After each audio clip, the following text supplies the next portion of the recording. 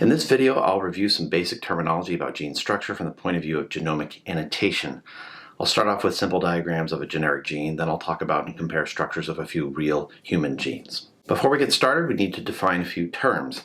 First, a gene can be defined in different ways, but here's one definition that has been proposed by some gene annotators. A gene is a union of genomic sequences encoding a coherent set of potentially overlapping functional products. This may sound either like jargony or kind of vague, but it has a few useful features. It leaves room for both protein coding and non-protein coding RNA-only genes, and it seems to allow for alternative splicing. This flexibility is necessary because real genes get complicated. Here are a few more good terms to know. Locus usually refers to the genomic location of a gene. This is an old term that predates DNA sequencing, but the location in the genome is the main thing. A transcription unit has a precise definition: a stretch of DNA that is naturally transcribed in a single operation to produce a single primary transcript. Basically, the act of transcription itself is defining this. Because it can be defined precisely by mapping RNA sequence onto DNA, I find this term very useful. Intergenic DNA is just that, the DNA between genes, which can be precisely defined as the stuff between transcription units. Now let's take a closer look at gene structure. When RNA polymerase transcribes a gene, the start and end points of transcription define a transcription unit. I've simplified something in this diagram.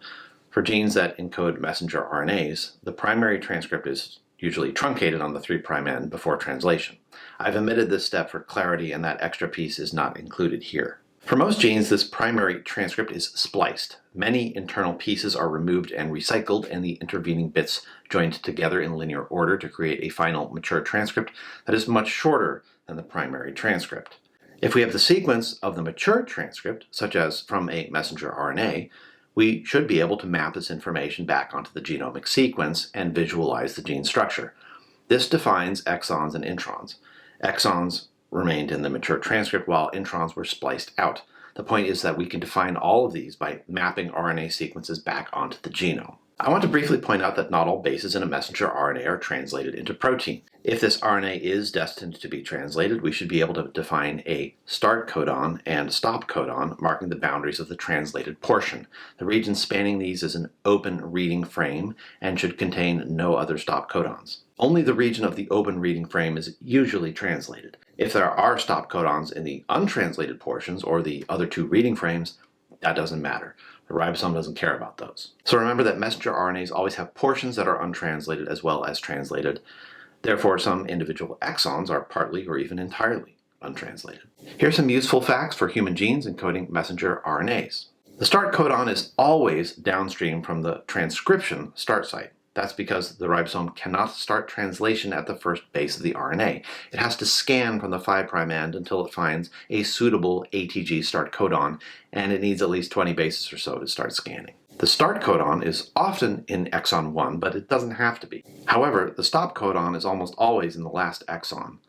This is related to a phenomenon called nonsense-mediated decay, which exploits this fact of gene structure as a sort of a quality check to make sure there aren't mutations that disrupt the reading frame. Keep in mind that the terminal exons of a gene encode untranslated regions, or UTRs for short. Now let's move on to talk about the size of our genome. The human nuclear haploid genome has 23 chromosomes. One of these is a sex chromosome. Of these, the X chromosome is essential to life, so we'll ignore the Y chromosome for now. The total size of the haploid genome is about 3,100 megabases. That's 3,100 million bases, or about 3 billion. Now, we are diploid organisms, so each nucleus contains 23 pairs of chromosomes. That's about 6 billion bases. How precise is this number of bases? There can't be a definitive answer because every person's DNA is a little different. Our current estimates of this number are only as precise as our ability to sequence each base in a reference genome, and it's hard to sequence through regions like centromeres for technical reasons. Here are some estimates I have found. They range from a little more than 3 up to about 3.3 billion. I think the ones on the high side are estimating more room for those hard-to-sequence bits. The individual chromosomes range widely in size. The largest, chromosome 1, tops out at 250 megabases, which is larger than the entire Drosophila melanogaster genome. Chromosome 21 is the smallest at about 47 megabases. The average human gene has a transcription unit that spans roughly 50 kilobases, with about 100 kilobases of DNA between genes. But this varies a lot among genes and across the genome, both in terms of gene size and the intergenic spacing too. Before I talk more about this, note that although the average transcription unit is about 50 kilobases, the average messenger RNA is only about 2.6 kilobases. This means that most human transcription units are made up of more intron DNA than exon DNA. Let's compare sizes of big and small genes to appreciate this. Here's a relatively small but well-known gene, HBG1, which includes the beta-globin subunit of hemoglobin. First of all, what you're looking at is a scale drawing of the gene produced by the UCSC genome browser. The blocky bits are exons, and the horizontal line connecting them indicates the introns. The squished bits at the end of the exons are untranslated regions, but don't worry about that right now. Just focus on the scale bar, which is 1 kilobase, and the relative sizes of exons and introns. This gene has a below average size and a relatively small number of exons, only 3. Now here's a bigger gene, CFTR, which encodes the cystic fibrosis transmembrane conductance regulator protein. Note the scale bar in this case is 100 kilobases. At over 180 kilobases in length, it's an above average gene in its overall size, but its messenger RNA is only about 6.5 kilobases long. Mapping it back to the genome reveals it has about 25 exons. At this scale, each exon is barely a few pixels wide, so they just look like little vertical lines. Over 95% of the bases in the primary transcript are spliced out to make the mature transcript. This gene really is more intron than exon. And finally, here's the biggest gene in our genome, and it is a bruiser of a gene. At over 2 megabases long, it's longer than the entire genomes of some bacteria. It's DMD for Duchenne muscular dystrophy.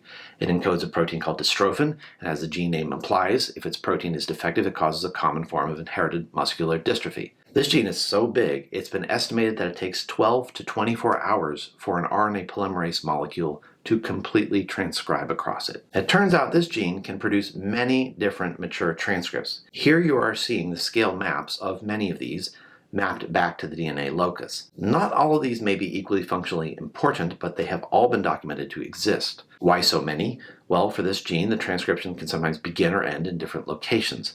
There are more than 100 exons among the mature transcripts, some of which are not always retained by the splicing process. Most transcripts largely share many or most of the underlying exon structure, so the encoded proteins are similar. But variations in the transcripts allow translation of different variations on the protein theme. They can have different domain structures at either end or in the middle, be shorter or longer, and so on. Although this gene is an extreme example, it illustrates the point that single genes can encode a variety of different products that still share an underlying structure that can be mapped to a location in the genome. Now let's look at the density of genes across the genome. As I mentioned, this varies tremendously. Here's a relatively gene-poor region of the genome in a region on chromosome 1. There are 4 annotated genes here. The overall size of the region displayed is 2 megabases. Right away, we can appreciate that each of these genes has a long transcription unit above average size. Although these genes are above average in length, they don't have particularly long messenger RNA transcripts. They just have big introns. Even that GREM2 gene is over 100 kilobases across, but it only includes 2 exons separated by a huge intron. Now, here's a relatively gene-dense part of the genome on chromosome 7. This busy area contains a few dozen genes, but this region is exactly the same size in terms of DNA bases as the one on chromosome 1. So it's about 10 times as gene-dense, and this is mainly accounted for by shorter introns and intergenic spacing. So why is there so much variation in gene size and density? This has a lot to do with varying distribution of repetitive elements that add space to these areas. There may be broader patterns of gene regulation that have affected this over time too, but it should be noted that in general there are not particularly strong patterns in gene regulation that correlate with gene size or density.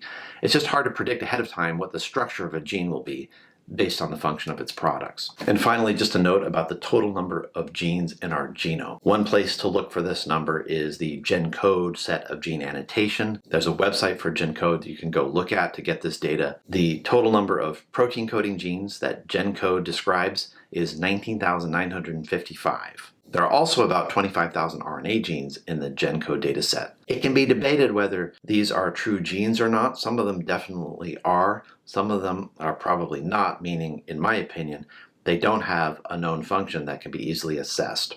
At least the protein coding genes give us a hard floor on gene number that we can talk about.